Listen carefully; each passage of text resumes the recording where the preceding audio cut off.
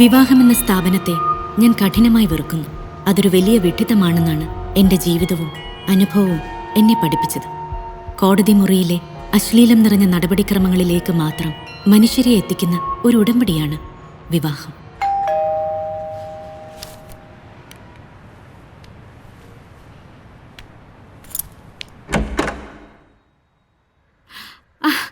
ഇതെന്താ ഒരു പതിവില്ലാതെ? ഒന്ന് ഫോൺ വിളിച്ച് പറയാമായിരുന്നില്ലേ മനോജ്? ഞാൻ കഴിക്കാൻ എന്തെങ്കിലും ഉണ്ടാക്കി വെച്ചേനെ. അച്ഛ വരൂ. എന്താ അമ്മയെ കൂട്ടാഞ്ഞത്? അവൾക്ക് അവളെ ശ്വാസം ഇടാൻ നേരമില്ല. ഇവൻ വന്നപ്പോ ഞാൻ വെറുതെ കൂടെ പോന്നു മാത്രമേ ഉള്ളൂ. അമ്മയെ കണ്ടിട്ട് കുറെ നാളായി. മനോജ് പോകുന്നുണ്ടെന്ന് പറഞ്ഞിരുന്നെങ്കിൽ ഞാനും വന്നേനെ. അച്ഛൻ ഇരിക്കും, ഞാൻ ചായ എടുക്കാം. മനോജ് പോയി കഴിക്കാൻ എന്തെങ്കിലും വാങ്ങിട്ട് വാ. ഓ, അത് ശരിയാ.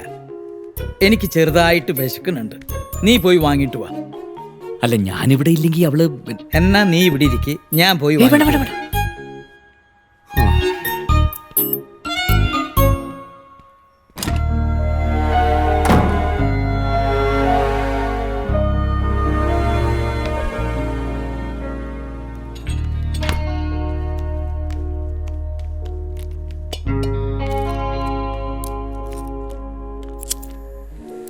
മോളെ, ഇന്ന് നമ്മുടെ നഴ്സറി ഷൂട്ട് ചെയ്യാൻ സിറ്റി ചാനലുകാർ വന്നിരുന്നു. അവർക്ക് എൻ്റെയും രമണിയുടെയും ഇൻ്റർവ്യൂ വേണം. പക്ഷേ ഞാൻ എന്തെങ്കിലും പറയാൻ അവൾ സമ്മതിക്കണ്ടേ? ഞാൻ എന്തെങ്കിലും പറഞ്ഞു വരുമ്പോൾ അപ്പം അവളെ ഇടങ്കോലിടും. അവൾ ഉത്സാഹം കൊണ്ട് ഓരോന്ന് പറയണതാ. പക്ഷേ കേൾക്കണവർ വിചാരിക്കും അവരുടെ അച്ഛൻ്റെ നഴ്സറി ഞാൻ കൈയടക്കിയതാണെന്ന്. എന്നാൽ സത്യം അതല്ലല്ലോ. 1 വർഷം അത് പൂട്ടിക്കിടന്നതിന് ശേഷമാണ് അച്ഛൻ അത് ഏറ്റെടുത്തതെന്ന് ചാനലുകാരോട് പറയേണ്ട ആവശ്യമില്ലല്ലോ. അതുകൊണ്ട് അച്ഛൻ അത് മിണ്ടിയില്ല. കാരണം എന്താ? പരസ്പര വിരുദ്ധമായാണ് ഇവർ സംസാരിക്കുന്നതെന്ന് പ്രോഗ്രാം കാണുന്നവർക്ക് മനസ്സിലാവാൻ പാടില്ല. ഇപ്പൊ തന്നെ എൻ്റെയും രമണിയുടെയും ഇടയിൽ എന്തെങ്കിലും ഒരു പ്രശ്നം ഉണ്ടായാൽ അത് ഞങ്ങളുടെ ഇടയിൽ തന്നെ തീരണം. അത് മറ്റൊരാളെ അറിയിക്കേണ്ട കാര്യമില്ല. അതല്ലേ അതിൻ്റെ ഒരു ശരി. എന്താ മോളുടെ അഭിപ്രായം? മനോജ് അച്ഛൻ്റെ അടുത്തേക്ക് പരാതിയുമായി വന്നു അല്ലേ? ഏയ്, പരാതിയൊന്നുമില്ല. അവൻ്റെ ഒരു വിഷമം കേട്ടപ്പോൾ ഞാൻ പറഞ്ഞു, എൻ്റെ മോളുടെ വേർഷം കൂടി കേൾക്കാതെ ഞാൻ നീ പറയുന്നത് വിശ്വസിക്കില്ല എന്ന്. മോള് പറ, അന്ന് എന്താ ഉണ്ടായേ? ആ ഫോൺ വലിച്ചെറിഞ്ഞ് പൊട്ടിക്കാൻ മാത്രം എന്താ സംഭവിച്ചത്?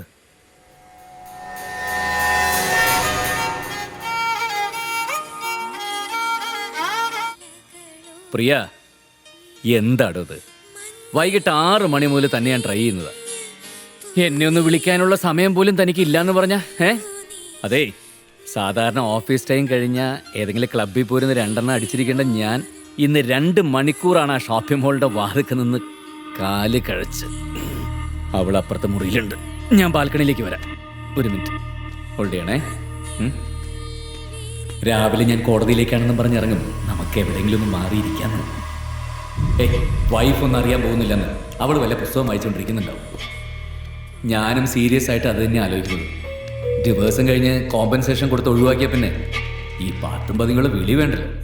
അപ്പോൾ നാളെ നേരിട്ട് കാണാം. Okay okay dear, by.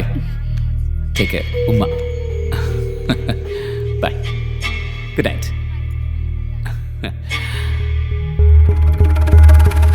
ആ പ്രിയനാ ഒരു ജോലി ഏൽപ്പിച്ചാലും മര്യാദയ്ക്ക് ചെയ്യില്ലെന്ന്. വൈകുന്നേരം ആയിക്കഴിഞ്ഞാൽ വെള്ളം അടിക്കുന്നല്ലാതെ വേറെ ഒരു ചിന്തയില്ല. പറഞ്ഞു നിനക്കിത് വരെ ഉറങ്ങാറായില്ലേ? എങ്കിൽ കുറെ കൂടെ എളുപ്പമായിരുന്നു അല്ലേ?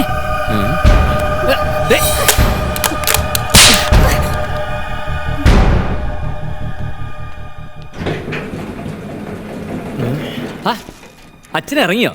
ഞാൻ അച്ഛന് കഴിക്കാൻ ശരിക്കും എന്താ അച്ഛവളുടെ പ്രശ്നം? നിന്നെപ്പോലെ ഒരു വൃത്തികെട്ടവൻ ഭർത്താവായി കൂടെ താമസിക്കുന്ന തന്നെ എന്താ അത് ഒഴിവാക്കാൻ പറ്റുമോ? ഇവിടെ ആയതുകൊണ്ട് ഞാൻ ഇത്രയും വിസ്തരിക്കുന്നുള്ളൂ. നാളെ കോടതി കഴിഞ്ഞ് നീ നേരെ വീട്ടിൽ വാ. ബാക്കി അവിടെ നിന്റെ അമ്മയുടെ മുന്നിൽ വെച്ച്.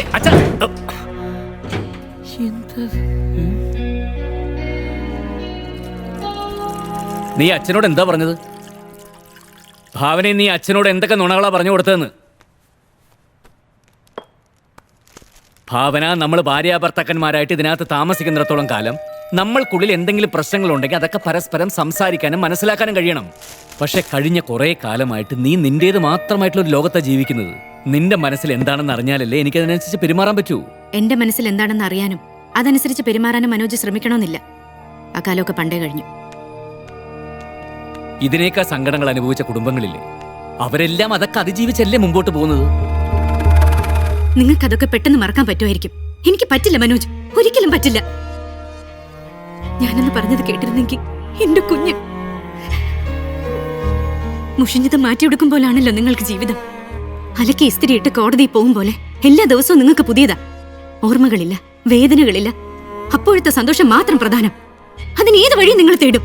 എനിക്ക് മനസ്സിലാകുന്നില്ല. മനസ്സിലാവില്ല. ഒരു ജീവൻ കളിപ്പാട്ടം പോലെ എറിഞ്ഞുടച്ചത് നിങ്ങൾക്ക് മനസ്സിലാവില്ല. എന്റെ ജീവിതം ഇങ്ങനെ ആയത് നിങ്ങൾക്ക് മനസ്സിലാവില്ല. എന്റെ അസ്തിത്വത്തെ പോലും മറന്ന് നിങ്ങൾ സുഖവും സന്തോഷവും തേടി പോകുമ്പോ അപമാനിക്കപ്പെടുന്നത് എന്റെ വ്യക്തിത്വമാണെന്ന് നിങ്ങൾക്ക് ഓരോ കാലത്ത് മനസ്സിലാവില്ല.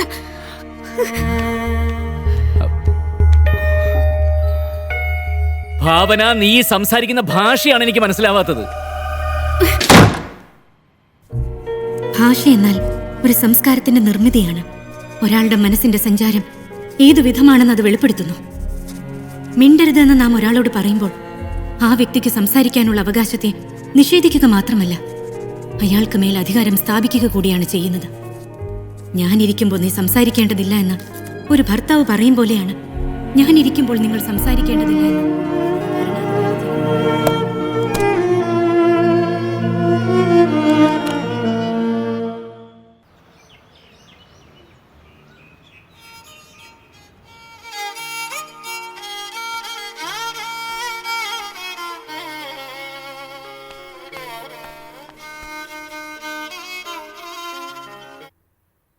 ഹലോ. ആ ഇല്ലല്ലോ, എഴുന്നേറ്റിട്ടില്ല.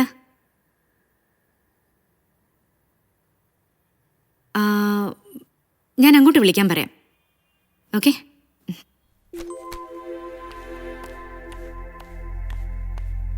മനോജ്, മനോജ്, എന്തേ ഇത്? ഉച്ചവരെ ഉറങ്ങാൻ പോവാണോ? കോടതി പോണ്ടേ? മണി 8 കഴിഞ്ഞു. രാവിലെ തൊട്ട് മനോജിന്റെ ഫോൺ നിർത്താതെ അടിച്ചോണ്ടിരിക്കുകയായിരുന്നു. അവസാനം എന്താ, ഞാൻ ഇപ്പൊ അറ്റൻഡ് ചെയ്തു. ഓഫീസിൽ നിന്ന് പ്രീതിയായിരുന്നു. ഇന്ന് വിലാസിനി കൊലക്കേസിന്റെ വിചാരണ തുടങ്ങുന്ന ദിവസമാണ്.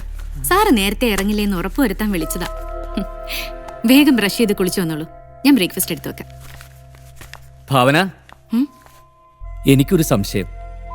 ഇന്നലത്തെ നീയാണോ അതോ ഇന്ന് എന്റെ മുമ്പിൽ നിൽക്കുന്ന നീയാണോ? ഇതിലേത് നീയാണ് ശരിക്കുള്ള നീ? കടങ്കഥ ചോദിക്കാൻ നിൽക്കാണ്ട് കോടതിയിലേക്ക് പോകാൻ നോക്കും മനോജ്.